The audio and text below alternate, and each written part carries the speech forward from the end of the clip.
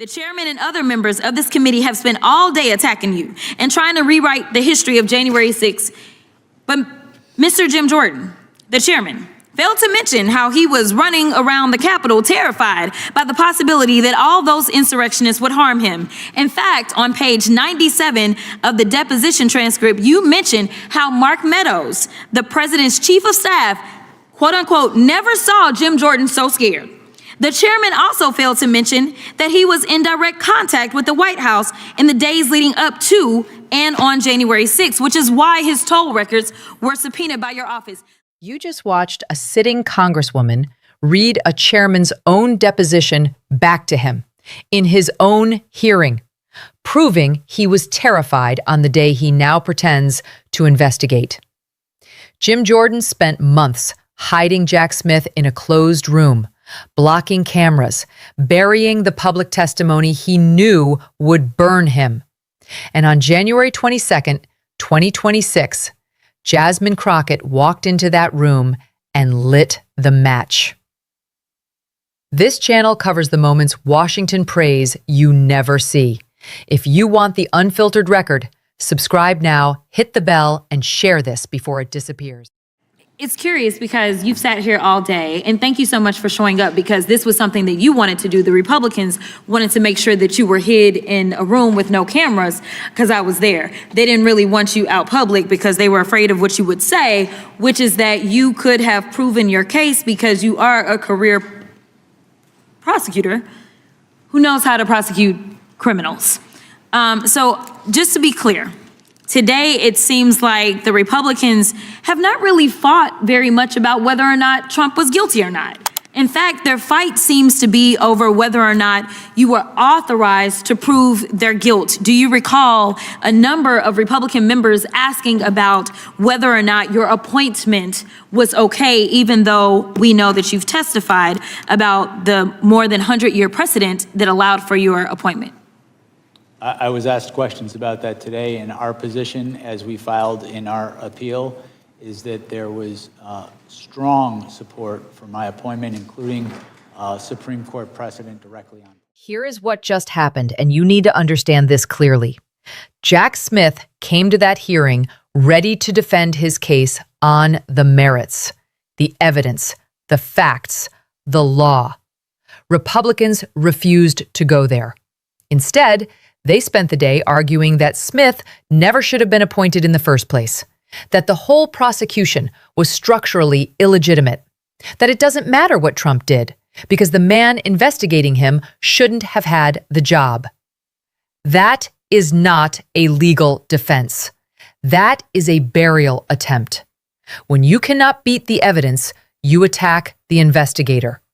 When you cannot argue innocence, you argue jurisdiction.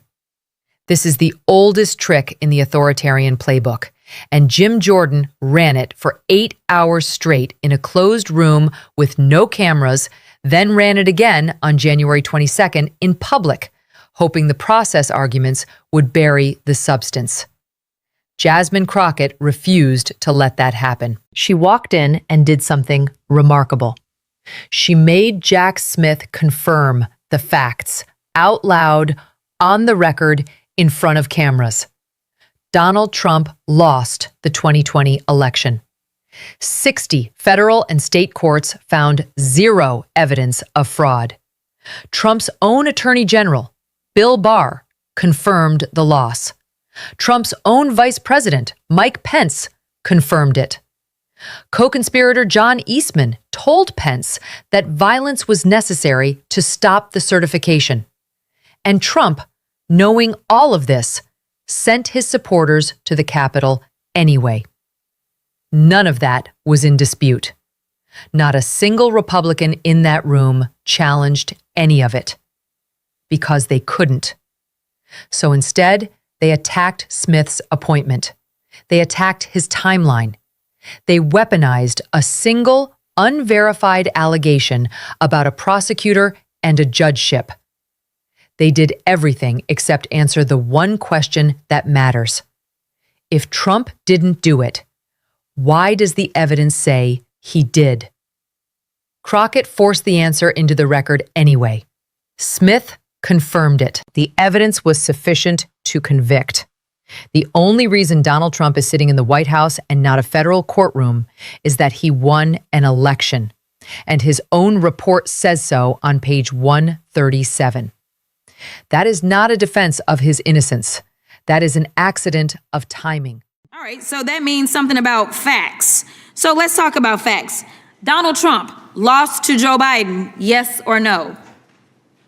That's correct. Okay. In fact, 60 federal and state courts have found that there was no evidence of election fraud. Trump's own Attorney General and Vice President knew that he lost the election, but he still tried to steal the election by pressuring state officials, designing fake elector plans, nearly having Mike Pence hanged, and ultimately demanding that his supporters, quote, fight like hell, correct? Correct. We all saw it happen we all saw what happened once they reached the U.S. Capitol. As your report outlines, President Trump knew that he would incite violence at the Capitol that day. In fact, some of Trump's senior advisors were pushing for violence. For example, page 81 of the report details how co-conspirators number 2, John Eastman, tried to convince Mike Pence to break the law, stating that, quote, violence was necessary. So it isn't just Trump who is responsible for the death of multiple law enforcement officers and the injuries of thousands of people. A lot of Republican members of Congress are also responsible. 147 Republicans voted to overturn the 2020 election results, including multiple members currently serving on this committee. 147. That is not a rounding error. That is not a clerical mistake.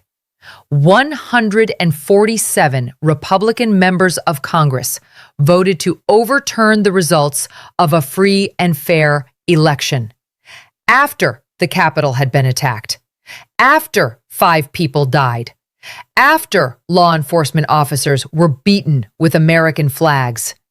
And some of those same members sat in that hearing room on January 22nd, 2026, questioning the man who tried to hold their president accountable. Think about the audacity of that.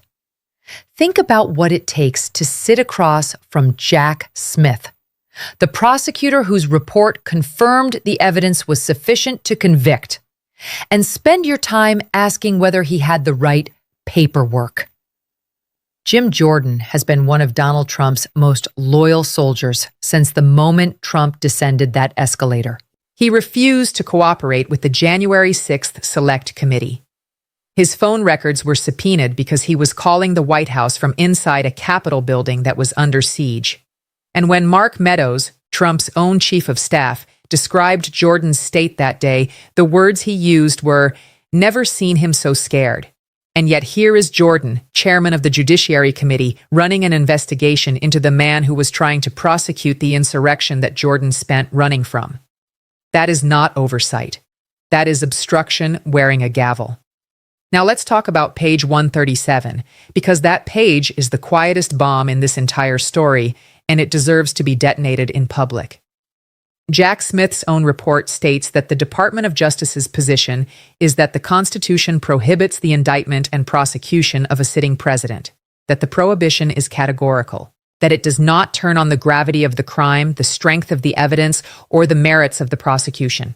Full stop. And then, right after that, the report states that but for Trump's election and imminent return to the presidency, the office assessed that the admissible evidence was sufficient to obtain and sustain a conviction at trial. Read that again. The evidence was sufficient to convict. The only reason there was no conviction is that the man being prosecuted won the presidency.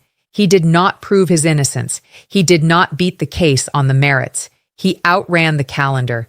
Jasmine Crockett said it out loud because nobody else would. Donald Trump ran for president so he wouldn't spend the rest of his life in prison. That is not a partisan talking point. That is the conclusion of his own special counsel's report, written by a man who was a registered Republican when he was appointed. And the chairman who spent the day trying to discredit that report, he ran scared on January 6th.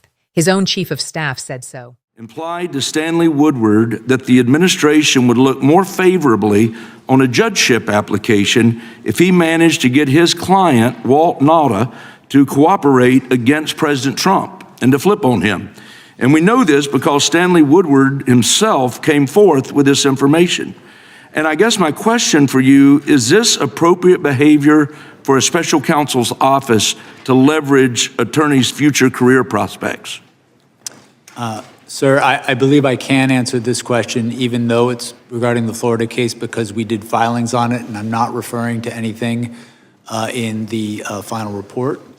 And my answer to you, sir, is that when I was first notified about this issue, which was 9 months after it allegedly occurred, this is alleged to have occurred before I was even special counsel, what I did is I directed my deputies to look into it.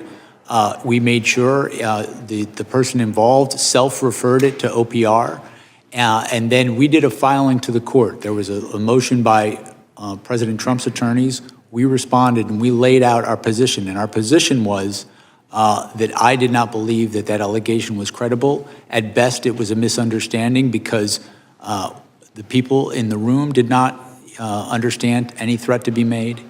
Even Mr. Woodard in his allegation claimed it was only an inference. 9 months went by where we interacted with Mr. Woodard, in which we had no hearing of a complaint. When the complaint was raised for the first time, which was on the eve of that indictment being brought, it was raised in the guise of asking the court to delay the indictment while an investigation of it happened. So I take allegations of misconduct very seriously. I would not want any of my attorneys threatening anybody. Ultimately, when I looked at this, I did not credit it, and we responded with our position in court. But we also, it was clear that it was referred to the Office of Professional Responsibility, which is what good prosecutors do in that situation. Did you hear how that ended? Not with evidence, not with facts, not with a single substantive challenge to what Jack Smith proved. The Republican from North Carolina closed his remarks by saying the 2024 election sent a clear message about the charges. Let that land.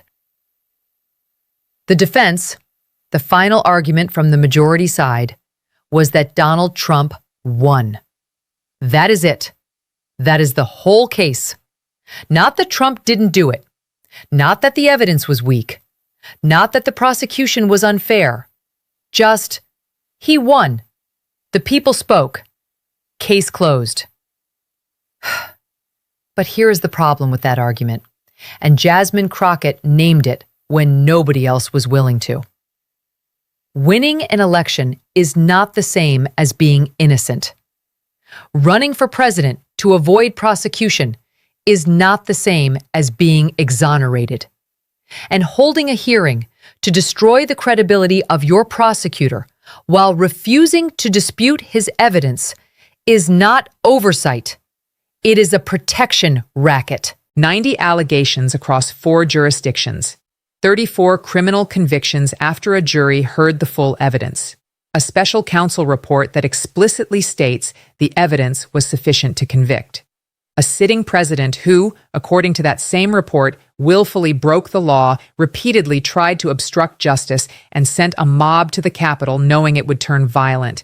That is the record. It is not contested. It is confirmed by Trump's own Attorney General, his own Vice President, his own Special Counsel, and 60 federal and state courts. The Republicans in that hearing room did not dispute a single syllable of it. They attacked the appointment. They attacked the timeline. They attacked a 9-month-old unverified allegation about a career conversation that even the alleged victim described as an inference. And they closed by pointing at an election result and calling it justice. Jim Jordan ran scared on January 6th. He called the White House from inside a building under siege. He refused to cooperate with the investigation into that siege. And then he became the chairman of the committee investigating the man who ran that investigation. That is the government of the United States of America in 2026. Jasmine Crockett walked into that room and said the quiet part out loud, with a career prosecutor sitting 3 feet away, confirming every word. The chairman could not stop it. The evidence could not be unread. Page 137 is in the public record forever. If you are watching this, you now know what happened in that room. Share it. The people running that hearing are counting on you not to.